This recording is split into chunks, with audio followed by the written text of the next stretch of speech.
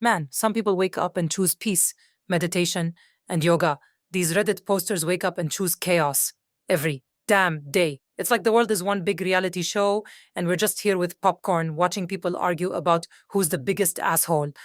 Today, we've got a pregnant woman fighting for her steak like she's in a post apocalyptic food war, a boyfriend who wants a standing ovation for trying tofu, and a neighbor who treats the sidewalk like their personal landfill.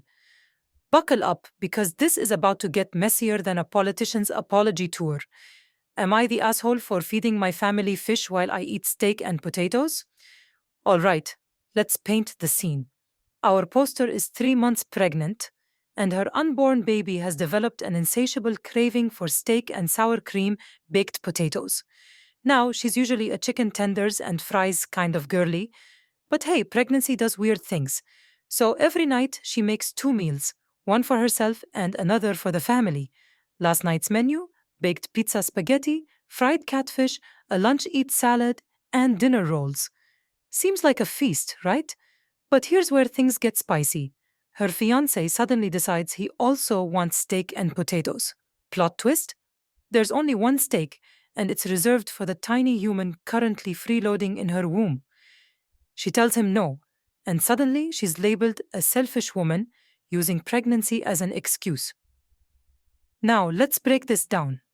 He had the meal plan in advance. He could have spoken up earlier. But now, because steak is forbidden fruit, suddenly it's the only thing he wants? My guy is acting like a toddler at a buffet, ignoring all the options until someone else has what he can't. This is like when your partner orders a salad, but then suddenly your fries become communal property. No, this isn't a democracy. It's a dictatorship of the uterus. Anyway, let's move on. Am I the asshole for not comforting my boyfriend after he didn't like my cooking?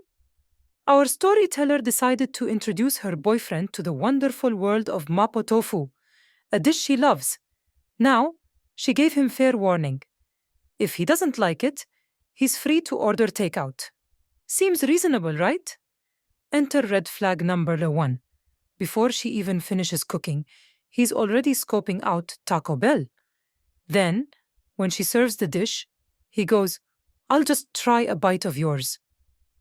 That's like saying, "I don't want to watch the movie, but I'll sit next to you and scroll TikTok while asking questions." Turns out, he doesn't like tofu's texture. Fine, no problem. But then he asks, "Are you mad I didn't like it?" She says no, just disappointed. Suddenly, he's the victim, feeling guilty, and now she has to comfort him for not liking her food? Bro, that's like me giving you a hug and then saying, "Now, why aren't you comforting me for how awkward that hug was?" Let's roll into the next one. Am I the asshole for kicking my neighbor's garbage bins out of the way? New neighbor moves in. She's nice, except for one tiny stinky problem. Her garbage situation is an absolute mess. Bins overflowing. Raccoons living their best life. And our guy? He has to shovel trash just to leave his driveway in the morning.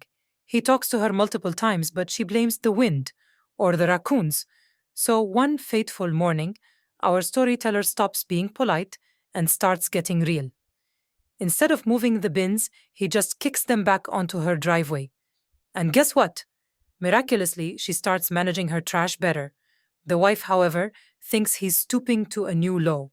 Listen, if raccoons are treating your garbage like an all-you-can-eat Vegas buffet, maybe, just maybe, the problem isn't the wind. And that's a wrap on today's AITA Dilemmas. What do you think? Are they the assholes? Are they not? Or are we all just living in one giant Reddit thread? Catch you next time for more morally questionable tales, and remember, if I can read these stories and still be confused, maybe we all need a reset button.